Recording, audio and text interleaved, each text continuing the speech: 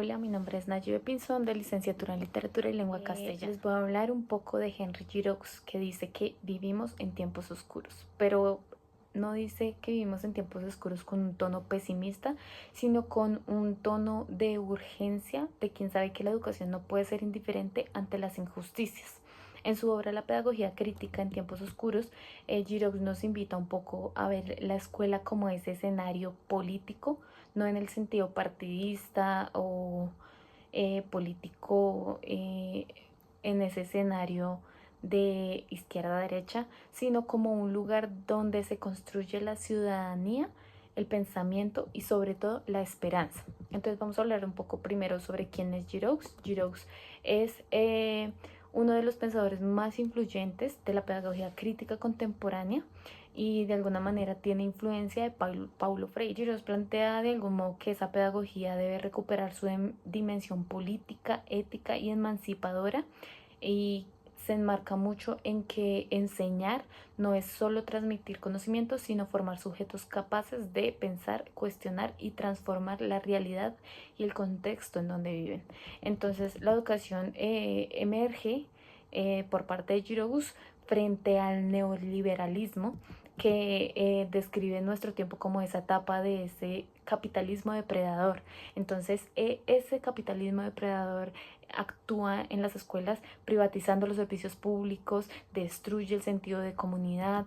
promueve la competencia y el individualismo en los estudiantes y en esos actores políticos que de alguna manera están en un proceso de formación primordial y fundamental. Entonces, esa pedagogía o esa educación crítica se convierte en un acto de resistencia, en que enseñar a leer no solo se convierte en enseñar a leer palabras, sino también leer el mundo, leer la realidad y leer el contexto social. Habla del docente como intelectual público, en donde marca al docente no solo como un simple aplicador o gestor de métodos, sino como un intelectual público quien desde el aula puede defender la democracia, la justicia y los valores del bien común. Eso implica pues una gran responsabilidad para nosotros como docentes, porque debemos vincular lo que se enseña con la vida social de los estudiantes, hacer el conocimiento una herramienta de ciudadanía y no solo de sostenimiento o de memoria. La pedagogía y la democracia es también un acto de rebelión. Entonces Giroux propone que debe ser una democracia insurrecta, es decir, que esa pedagogía cuestiona las jerarquías eh, impuestas por el mercado, por el modelo capitalista, por el modelo social, y de algún modo promueve la participación, la deliberación y la solidaridad sobre esos estándares.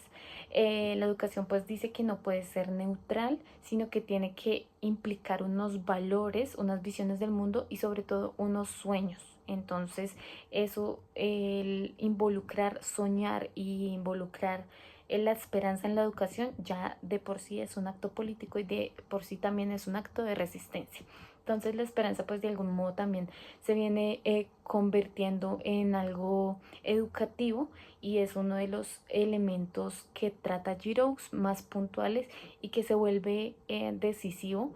a partir del análisis, de la conciencia, pero sobre todo también de la acción colectiva. Entonces, esto es un poco lo que nos habla Giroux. En conclusión, pues quisiera decir que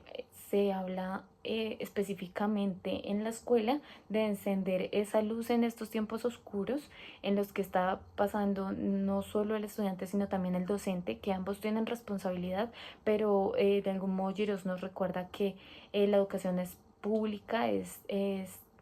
esa trinchera de la democracia, y pues que cuando se reduce a la mercancía, la sociedad ya pierde esa capacidad de imaginar futuros posibles y te vuelve solo un número más.